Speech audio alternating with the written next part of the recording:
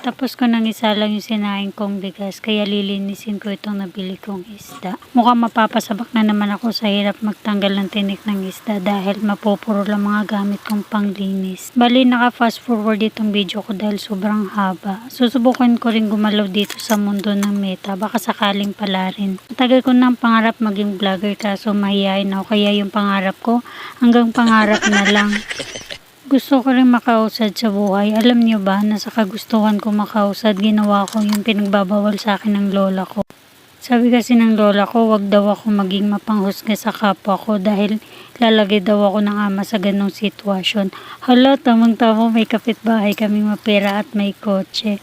Hayop ka talaga? Aba, eto na nga, dumaan siya. Sinilip ko sa may bintana, tinitigan ko. Sabay-sabi, mayabang ka dahil marami kang pera at may kotse ka.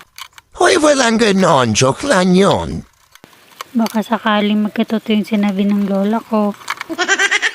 Bad na yan. Masa din ako, hinanda ko sarili ko sa ganong sitwasyon. Ang kulit mo sabing bad na eh.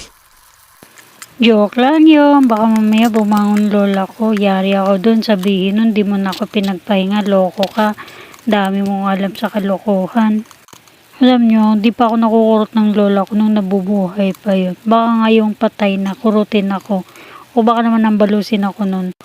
Tandaan natin lagi, hindi makakatulong sa buhay ang panghusga sa kapwa natin. Mas masarap mabuhay ng payapa.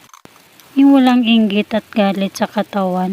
Hoy, hindi pwede yan. Maingit ka kasi talent mo yun. Gusto mong masinso, sipag at tiyaga. Samahan mo din ang kakuriputan sa buhay. Kakuriputan, dyan mo ako maasahan.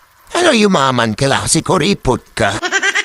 Ako kasi yung tao kuripot sa sarili. Ay ulit-ulitin mo. Baka yumaman ka na yun kasi kuripot ka na. O siya, haba ng litanya ko. Basta ang gusto ko lang maging vlogger. Yun na yun. Thank you sa manonood nitong video at